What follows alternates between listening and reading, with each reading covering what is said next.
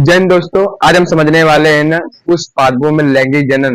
और ये चैप्टर किस फूल से लिया गया है और इस फूल में किस किस चीजों की बातें की गई हैं। ठीक है, तो हम लोग समझने वाले हैं ना कि ये कौन से फूल से लिया गया। देखिए, एक फूल ये रहा जिसका हम लोगों ने 8 डायग्राम बनाया, और जो कि रियल वाला जो है, और रियल वाला ये है। ठीक है, ये है हमारा रियल वाला। और यहाँ पे हमने इसको हाथ से, मतलब हाथ की मदद से बनाया गया। और पूरा फूल में इसे गुड़हल, जिसको बोलते हैं गुड़हल बोलते हैं इसको, इसी की बात की गई है। किस चीज की बात की गई है? गुड़हल फूल की। और इसी चैप्टर से रिलेटिव ने 9, 11 और 12 में इसी चैप्टर के बारे में दिया गया है। क्यों? क्योंकि इस फूल में ना नर और मादा दोनों की बात की गई है। तो इसी फूल की से रिलेटिव लेके ना हमारा पूरा टॉपिक जो है वो बना है। क्योंकि ना इसके अंदर ना हमारे ना अ, नर जनन और मादा जनन, इस फूल में जो हमारा ये गुड़हल का फूल है, इसी फूल में नर और मादा दोनों का जनन अंग पाया जाता है। इसलिए ना इसको देखिए गुड़हल बोलते हैं इसको। इसी चैप्टर के आधार पर इसे बना गया है। ठीक है, अब हम पूरा कंप्लीटली इस टॉपिक में यही समझने वाले हैं कि किसको क्या बोलते हैं। ये पूरा है एग्जैक्ट डिजाइन, जिसको हम लोग ने आर्ट बोल सकते हैं। अब देखिए, इसमें ना सब चीज का अलग अलग नाम है। ठीक है, देखिए नाम क्या है कि हमारा ये जो फूल है, इस फूल का ये जो निचला वाला भाग है, क्या बोलते हैं, जिसको हम लोग डंडी भी बोल सकते हैं। ये जो निचला वाला भाग है, तो उसका क्या नाम है? इसको हम लोग कहते हैं पुष्पवृंत कहते हैं, पुष्पवृंत। अब इसमें से निचला वाला भाग कौन सा है? तो भैया ये देखिए, ये जो है, ये वाला, इसी कहते हैं भैया पुष्पवृंत कहते हैं। ये पुष्प का सबसे निचला वाला भाग, जिसे हम लोग कहते हैं पुष्पवृंत कहते हैं। वो यहाँ पे है। ठीक है, पुष्पवृंत इसको कहते हैं। अब जस्ट भैया इससे ऊपर अगर हम लोग आएंगे, तो इसके ऊपर यहाँ पे जो आपको पत्ती दिख रही है, ये पत्ती तो ये क्या है? जिसको हम लोग कहते हैं ये पुष्प आसन कहते हैं। क्या भैया कहते हैं? पुष्प आसन। क्यों?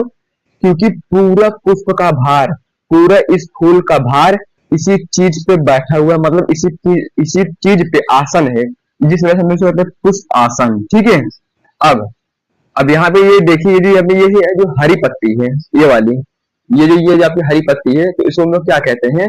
तो उसको हम लोग कहते हैं भाई ना बाह्य दल कहते हैं। क्या कहते हैं भाई? बाह्य दल कहते हैं। और जस्ट उसके ऊपर ये जो रेड कलर का, यानी जो लाल कलर का है, तो इसको हम लोग क्या कहते हैं भाई? ये दलपुंज कहते हैं। क्या कहते हैं भाई? ये दलपुंज कहते हैं। अब इसमें ना कुछ महत्वपूर्ण टॉपिक है, क्योंकि इस डंडे को भैया पुष्पवृंत कहते हैं। ठीक है, पुष्पवृंत कहते हैं। इसके जस्ट ऊपर जहां पे फूल विराजमान है, यानी जहां पे फूल मतलब विराजमान है, यहाँ पे इसको हम लोग कहते हैं भैया पुष्प आसन कहते हैं। और जस्ट इसके ऊपर अगर हम लोग आएंगे, तो ये ना ग्रीन यानी हरे रंग का होता है। ठीक है भैया, कौन सा रंग का? ये हरे रंग का। और ये रंगहीन होता है। प्रत्येक फूल में अगर हरी हरी पत्ती फूल के अंदर, पेड़ में नहीं है, फूल के अंदर अगर ये हरा कलर का पाया जा रहा है, यानी ग्रीन कलर का पाया जा रहा है, तो उसको हम लोग कहते हैं भाई ना दल पुंज, सॉरी बाह्य दल कहते हैं। क्या कहते हैं भाई? दाह्य दल। और ये हम हर फूल में पाया जाता है, जिसको हम लोग कहते हैं बाह्य दल। एक है भाई ये है कनाइल बोल सकते हैं इसको, कनाइलिया बोल सकते हैं इसको। ये देखिए, इसमें भी ये जो हरा हरा है दिख रहा है ना, यही है भाई ये दल पुंज, सॉरी बाह्य दल है। ठीक है, तो यहाँ पे ये हर एक फूल में पाया जाता है। और जस्ट इसके ऊपर आएंगे, तो ये भैया ना इसमें देखिए रेड कलर का है, मतलब यानी लाल कलर का है। तो इसको हम लोग कहते हैं भाई ना दलपुंज कहते हैं। क्या कहते हैं भाई? दलपुंज कहते हैं। ये रंगहीन होता है, मतलब ये हर फूल में अलग अलग पाया जाता है। जैसे मतलब इसमें देखिए, इस फूल में देखिए, इस फूल में पीला कलर का है, ये जो है आपका, ये जो पीला कलर का है, लेकिन इस फूल में लाल कलर का है, किसी किसी में सफेद पाया जाता है। तो ये कह नहीं सकते कि ये कोई फिक्स जो कि कलर है, ये सब में पाया जाता है। तो ये ना रंगहीन होता है। ये क्या करता है ना, हर एक कीट मतलब हर एक कीड़े मकोड़े को आकर्षित करता है कि वो इनके फूल पे आकर बैठे। कभी कभी अगर किसी भी फूल पे कोई भी कीट अगर आकर बैठा हुआ है, तो ये जो लाल कलर का है ना, इसे हम लोग दलपुंज कहते हैं। तो यही यही ना आकर्षित करता है कि भैया कि आप आइए हमारे फूल पर बैठिए और जो करना कीजिए। ठीक है, अब जस्ट इसके ऊपर आएंगे, तो यहाँ पे ये देखिए ना, यहाँ पे ये एक ऐसे गोला कलर का आकार ले लेता है। क्या भाई? ये गोला कलर का है। ठीक है, और जस्ट इसके ऊपर एक ऐसे डंडी निकली चली जाती है। तो ये क्या है? तो ये जो गोला कलर का है, इसको हम लोग कहते हैं भैया अंडाशय। कहाँ है भाई ये अंडाशय? ये इसके अंदर है। ये जो ये है ना, ये इसके अंदर जो है, यहाँ पे ही पाया जाता है अंडाशय। ये है मादा जनन अंग। कौन सा भैया? मादा जनन अंग।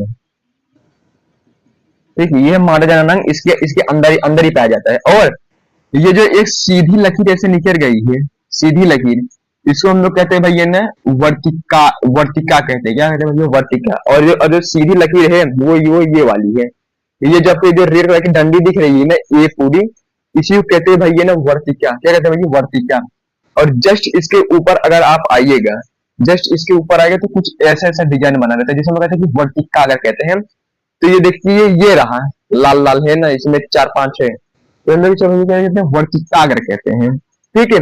और इसी वर्तिकाग्र में आप देखिएगा ना पतले पतले रेशे टाइप निकले रहते हैं, और उसमें भी कुछ पीले कलर के देखिए बीज लगे होते हैं। तो ये सब जो इनके साइड साइड से ऐसे जो कि ऐसे डंडी निकला है, उसमें ऐसे बीज लगा हुआ है, उसका क्या नाम है? इस डंडी को बीच वाले भाग को कहते हैं भैया ना पूतंतु कहते हैं, और इसके ऊपर वाले भाग को कहते हैं भैया ना पराकोष कहते हैं, क्या कहते हैं भैया, पराकोष कहते हैं। अब इसमें अगर आप जूमिंग करेंगे तो यहाँ पे ये देखिए इसके अंदर कुछ ऐसे रेसे निकले हैं, तो इस रेसे की जो डंडी है उसे हम लोग कहते हैं भैया पूतंतु कहते हैं। और जस्ट इसके अगर ऊपर आप देखेंगे तो इसे हम लोग कहते हैं पराकोष।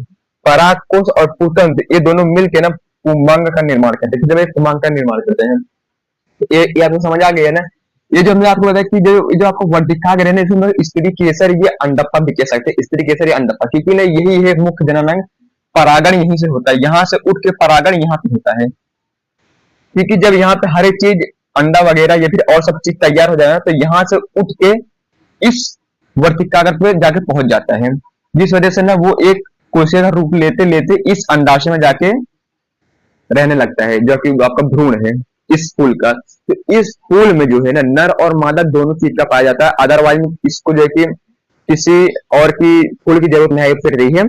देखिए अभी जो हम लोग बता रहे हैं कि जो परागकोश है, तो इस परागकोश के देखिए अगर हम इसको ऐसे तोड़ेंगे ना, तो इसमें देखिए ना कि पीला पीला कुछ देखिए ये जो लग जाता है, तो यही है परागकोश है, ठीक है।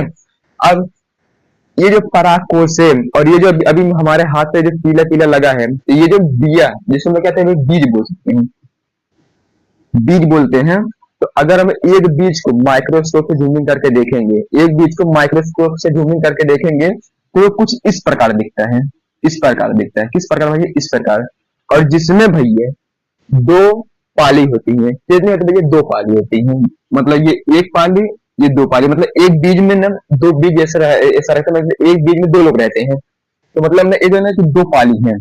और इस दो पाली को अगर हम ऐसे बीच से काट देंगे तो कुछ इस प्रकार दिखेगा, कुछ इस प्रकार दिखेगा, मतलब एक बीज में दो पाली होती है, कितने भैया, दो पाली होती हैं। और इस दो पाली में चार कोष्टक होते हैं, कितने भैया, चार कोष्टक होते हैं। एक बीज में दो पाली होती है और दो पाली में चार कोष्टक होते हैं, क्योंकि इसका अदरवाइज इससे कुछ काम भी है, क्योंकि ये जो हमने यहाँ से परागकोश से इसको एक बीज निकाला, इसको माइक्रोस्कोप जूमिंग किया, तो उसमें ना दो पाली दिखाई दी, यानी दो बिया, एक दो ऐसे दो पाली दिखाई दिया। और इसको हमने ऐसे बीच से ऐसे काट दिए ना, तो उसमें ना एक दो तीन चार चार कोष्टक हो गए हैं। और उस चार कोष्टक को हम लोग अगर ऐसे उठा, अगर इसी वाले भाग को अगर हम लोग ऐसे उठा के देखेंगे तो वो कुछ इस प्रकार दिखेगा, यानी एक में एक दो तीन चार, इसमें चार, ऐसा ऐसा दिखता है ये जो हमारा है, ठीक है। हम लोग इसको ऐसे उठा के देखें ना, तो इसमें एक दो तीन चार, चार दिखता है। अब इसमें भी अलग अलग इसका काम है, क्या भैया, इसमें भी अलग अलग इसका काम है। इसके अंदर भी ऐसा पाया जाता है केंद्रक, ये सब पाया जाता है इसमें, देखिए हर एक में, इसमें भी है और इसमें भी, हर एक में पाया जाएगा। इसके अंदर ना चार प्रोटेक्ट, यानी चार प्रोटेक्ट करने वाले, जो कि इसमें कोशिका है, केंद्रक है, तो वो सबको प्रोटेक्ट करने के लिए कुछ ना कुछ चाहिए ही है। तो इसके लिए इसमें ना चार टाइप का जो कि दीवार पाया जाता है। अगर हम लोग एक की बात करें तो एक में पहला एरिया जो है, पहला एरिया वो होता है भैया ना बाह्य त्वचा का होता है। जब आपका जो पहला एरिया ये आपका भैया बाह्य त्वचा का है, उसके जस्ट एरिया वाला उसको भैया अंतस्थीसियम, उसके जस्ट बाद वाला अंतस्थीसियम, और उसके भी जस्ट बाद वाला मध्यस्तर, और उसके जस्ट बाद वाला कैपिटम होता है। कौन कौन सा भैया, कैपिटम होता है। मतलब इसमें ना चार पाया जाता है। जैसे इसमें देखिए, इसमें आपको देखिए समझ नहीं आएगा, तो अगर हम लोग एक को उठा के यहाँ पे लिया सेट कर दिए, तो इसमें देखिए पहला वाला बाह्य त्वचा, दूसरा वाला अंतस्थीसियम, तीसरा वाला मध्यस्थ त्वचा, और चौथा वाला कैपिटम। अब इसका हर एक आवरण का अलग अलग कार्य है। जैसे हमारे स्किन में जो कि ये हमारे स्किन है, तो इसका भी अलग अलग काम है। हमारे को मतलब कि बाहरी वातावरण से ज्ञान कराती है, सब जो कि अलग अलग कार्य है, जिस वजह से इसका भी अलग अलग कार्य है। जो पहला वाला मतलब आवरण है, वो क्या करता है भाई, सुरक्षा प्रदान करता है। मतलब इस परागकोश को, ये जो हमारा परागकोश है, तो इसको कुछ होना नहीं चाहिए, इसको सुरक्षा प्रदान करता है। और सेकंड वाला जो हमारा है भैया अंतस्थीसियम, ये क्या करता है भैया, पराग कोष और कुतंत्र, ये सबको देखिए सुरक्षा प्रदान करता है। उसके बाद जो हमारा जो कि मध्यस्थ त्वचा, मध्यस्थ जो है, तो ये मध्यस्तर यहाँ पे देखिए पोषण वगैरह देखिए उसको देखिए स्ट्रॉन्ग बना के रखता है। और टेपिटम, टेपिटम का काम यह है कि उसके अंदर आने वाले जितने भी कोशिकाएं हैं या और अदरवाइज जो भी देखिए केमिकल हैं, उनको पोषण प्रदान करता है, मतलब खाना पीना देने का काम करता है। कौन करता है भैया, कैपिटम करता है। कौन भैया, कैपिटम करता है। ठीक है। अब इसके बाद इसमें देखिएगा ना, तो इस एक में यहाँ पे देखिए 1 2 3, तो इसमें तीन जो कि तीन कोशिका पाई गई हैं, तीन कोशिका पाई गई हैं। तो इस तीन कोशिका को आपस में जोड़ने का काम कैलोज का रहता है। कैलेज ने कैलोज को बनाया। कौन भैया, कैलेज ने कैलोज को बनाया। और कैलोज जो है वो आगे चल के युग्मक बन जाता है, यानी जाइगोट, युग्मक बन जाता है। और इसका यह भी एक काम है जो हर एक कोशिका को जोड़ के रखता है। क्या भैया, हर एक कोशिका को जोड़ के रखता है, हम लोग कहते हैं कैलेज। अब इसको उठा के हम लोग कुछ इस प्रकार समझते हैं। इस भैया ये एक कोशिका को उठा के यहाँ पे धर दिया, तो इसको हम लोग इस हिसाब से समझते हैं। ठीक है। ये जो है पहला आवरण वो कैलेज है। और ये होता है अगुणित होता है, कितना भैया, वो ये अगुणित होता है। और इसमें कहते हैं लघु बीजाणु जनन मात्र कोशिका। क्या भैया, लघु बीजाणु मात्र कोशिका इसको कहते हैं, यानी अर्धसूत्री विभाजन, यानी 2n। क्योंकि इसके बाद में ये ना 4 में फॉर्म में हो जाएगा। ये देखिए 2 गुणे 2 होता है 4। ठीक है। तो यहाँ पे देखिए, यहाँ पे 2n लिखा है, मतलब ये जो केंद्रक है, ये जो हमारा केंद्रक है, ये आगे चल के ना 4 में हो जाएगा। ये जो पहला आवरण है वो है ना कैलेज का, जिसमें कहते हैं अगुणित है, जिसमें कहते हैं लघु बीजाणु मात्र कोशिका अर्धसूत्री विभाजन। जहां पर भी इस फूल में जहां पर भी नर की बात आएगी, तो वहां पे बोला जाएगा लघु बीजाणु। और जहां पे भी मादा की बात आएगी, वहां बोला जाएगा गुरु बीजाणु बोला जाएगा। ठीक है। अब इसमें देखिए जो अर्धसूत्री विभाजन होगा, तो जब अर्धसूत्री विभाजन होगा तो ये ना 2 से 4 हो जाएगा। यहाँ पे देखिए 2 से 4 होगा, 1 2 3 4। और इसका जो पहला आवरण है, इसको हम बोलेंगे कैलोज कहते हैं। क्या भाई, ये कैलोज कहते हैं। उसके बाद जो यहाँ पर एक है यहाँ पर केंद्रक, यानी एक कोशिका जो है, उसको हम लोग कहते हैं लघु बीजाणु और जनन होता है। क्या भैया, लघु बीजाणु जनन। उसके बाद ये इसमें से एक निकल के आता है, वो अपना एक अलग केंद्रक बनाता है। और जब अलग केंद्रक बनाता है, तो ये जो हमारा कैलोज है, कौन भैया, ये जो हमारा कैलोज है, इसकी आवरण देखिए आपको हर जगह दिखेगी। यहाँ पे फिर यहाँ पे फिर यहाँ पे फिर यहाँ पे, इसकी आवरण इतनी स्ट्रॉन्ग होती है कि ये उसके अंदर पल रहे कोशिका को या आवरण को वो बाहर नहीं आने देता है। तो उसके लिए हम लोग क्या करते हैं भाई ना, कैलोज को बुलाते हैं। कैलोज क्या करता है ना, इसके आवरण को तोड़ देता है। क्या भैया, आवरण को तोड़ देता है। जब ये अच्छे से निर्माण हो जाता है कि भैया अभी जनन की प्रक्रिया में है, तो ये ना कैलोज क्या करता है ना, इसको तोड़ देता है। तो ये बाहर आके ये बाहर आके सीधा कागज पे पहुंच जाता है, यानी इस तरीके से अंडा में पहुंच जाता है। तब हो जाता है भैया आपका निषेचन। ठीक है। तो दोस्तों उम्मीद करते हैं कि आपको ये चीज समझ आ गया होगा।